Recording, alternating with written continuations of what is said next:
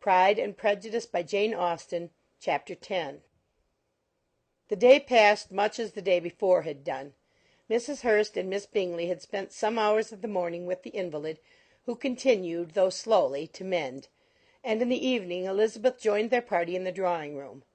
The loo table, however, did not appear. Mr. Darcy was writing, and Miss Bingley, seated near him, was watching the progress of his letter, and repeatedly calling off his attention by messages to his sister. Mr. Hurst and Mr. Bingley were at piquet, and Mrs. Hurst was observing their game.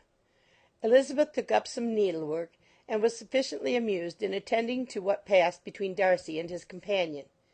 The perpetual commendations of the lady, either on his handwriting, or on the evenness of his lines, or on the length of his letter, with the perfect unconcern with which her praises were received, formed a curious dialogue, and was exactly in union with her opinion of each. "How delighted Miss Darcy will be to receive such a letter!" He made no answer. "You write uncommonly fast." You are mistaken. I write rather slowly. "How many letters you must have occasion to write in the course of a year! Letters of business, too! How odious I should think them!"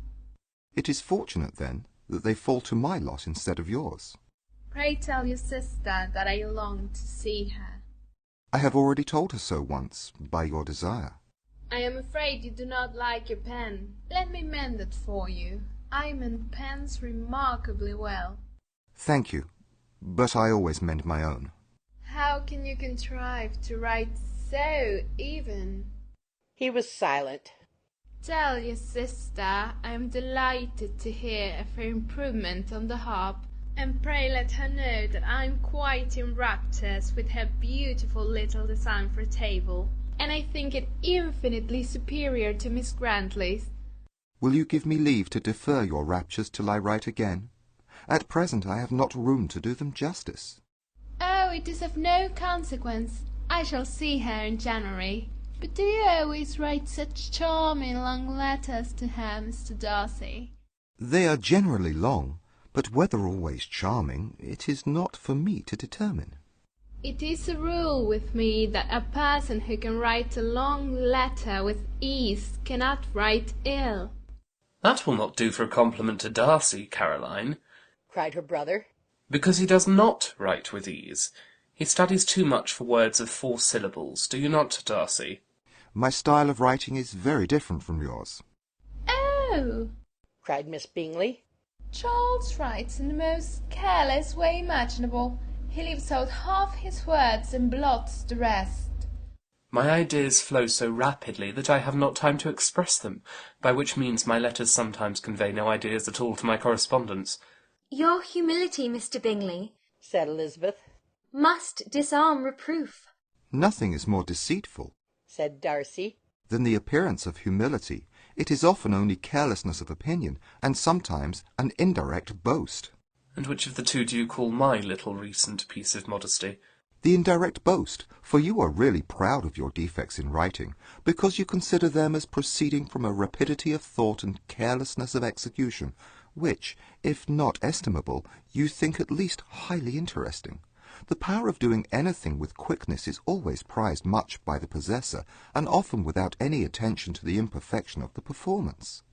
When you told Mrs. Bennet this morning that if you ever resolved upon quitting Netherfield you should be gone in 5 minutes, you meant it to be a sort of panegyric, of compliment to yourself. And yet what is there so very laudable in a precipitance which must leave very necessary business undone, and can be of no real advantage to yourself or any one else? "Nay," cried Bingley, "this is too much, to remember at night all the foolish things that were said in the morning, and yet upon my honour I believe what I said of myself to be true, and I believe it at this moment. At least, therefore, I did not assume the character of needless precipitance merely to show off before the ladies." I dare say you believed it, but I am by no means convinced that you would be gone with such celerity. Your conduct would be quite as dependent on chance as that of any man I know. And if, as you were mounting your horse, a friend were to say, "Bingley, you had better stay till next week," you would probably do it. You would probably not go, and at another word might stay a month. "You have only proved by this," cried Elizabeth, "that Mr. Bingley did not do justice to his own disposition. You have shown him off now much more than he did himself. I am exceedingly gratified, said Bingley. by your converting what my friend says into a compliment of the sweetness of my temper. But I am afraid you are giving it a turn which that gentleman did by no means intend, for he would certainly think better of me if under such a circumstance I were to give a flat denial and ride off as fast as I could. Would Mr. Darcy then consider the rashness of your original intentions as atoned for by your obstinacy in adhering to it? Upon my word, I cannot exactly explain the matter. Darcy must speak for himself. You expect me to account for opinions which you choose to call mine, but which I have never acknowledged. Allowing the case, however, to stand according to your representation, you must remember, Miss Bennet, that the friend who is supposed to desire his return to the house, and the delay of his plan, has merely desired it, asked it without offering one argument in favour of its propriety. To yield readily, easily, to the persuasion of a friend is no merit with you. To yield without conviction is no compliment to the understanding of either. You appear to me, Mr. Darcy, to allow nothing for the influence of friendship and affection. A regard for the requester would often make one readily yield to a request, without waiting for arguments to reason one into it. I am not particularly speaking of such a case as you have supposed about Mr. Bingley. We may as well wait, perhaps, till the circumstance occurs before we discuss the discretion of his behaviour thereupon. But in general and ordinary cases between friend and friend, where one of them is desired by the other to change a resolution of no very great moment, should you think ill of that person for complying with the desire, without waiting to be argued into it? Will it not be advisable, before we proceed on this subject, to arrange with rather more precision the degree of importance which is to appertain to this request, as well as the degree of intimacy subsisting between the parties?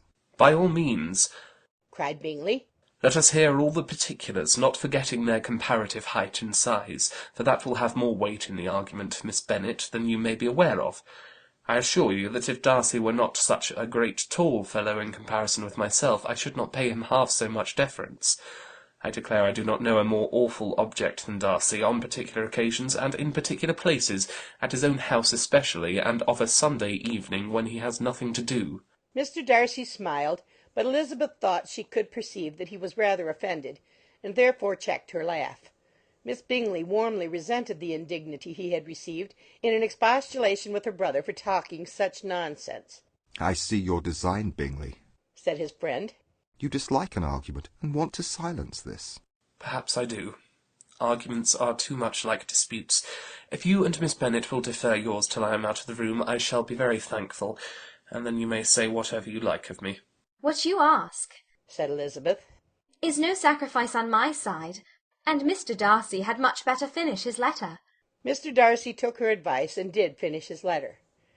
When that business was over, he applied to Miss Bingley and Elizabeth for an indulgence of some music. Miss Bingley moved with some alacrity to the pianoforte, and after a polite request that Elizabeth would lead the way, which the other as politely and more earnestly negatived, she seated herself. Mrs. Hurst sang with her sister, and while they were thus employed, Elizabeth could not help observing, as she turned over some music books that lay on the instrument, how frequently Mr. Darcy's eyes were fixed on her. She hardly knew how to suppose that she could be an object of admiration to so great a man, and yet that he should look at her because he disliked her was still more strange. She could only imagine, however, at last, that she drew his notice because there was something more wrong and reprehensible, according to his ideas of right, than in any other person present. The supposition did not pain her. She liked him too little to care for his approbation.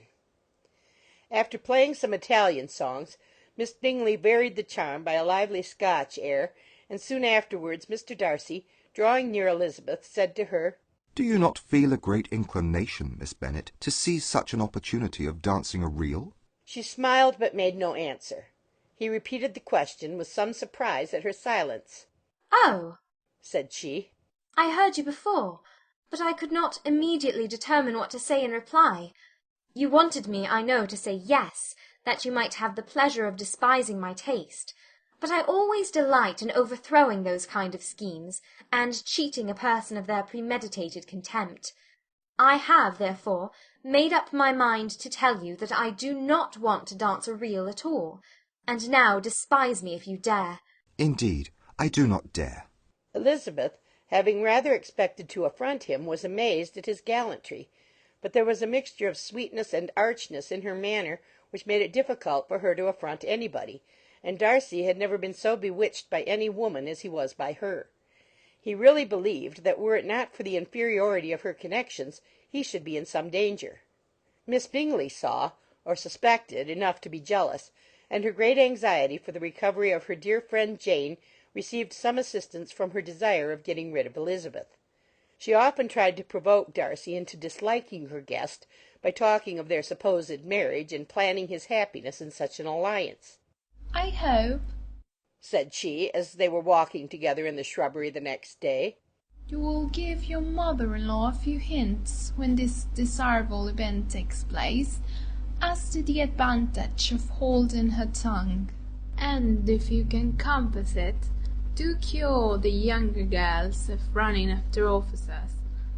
And, if I may mention so delicate a subject, endeavour to check that little something bordering on conceit and impertinence which your lady possesses." Have you anything else to propose for my domestic felicity? "Oh, yes. Do let the portraits of your uncle and Aunt Phillips be placed in the gallery at Pemberley. Put them next to your great-uncle the judge. They are in the same profession, you know, only in different lines. As for your Elizabeth's picture, you must not have it taken, for what painter could do justice to those beautiful eyes?" It would not be easy, indeed, to catch their expression, but their colour and shape, and the eyelashes, so remarkably fine, might be copied. At that moment they were met from another walk by Mrs. Hurst and Elizabeth herself. "I did not know that you intended to walk," said Miss Bingley in some confusion, lest they had been overheard. "You used us abominably ill," answered Mrs. Hurst, "running away without telling us that you were coming out." Then, taking the disengaged arm of Mr. Darcy, she left Elizabeth to walk by herself.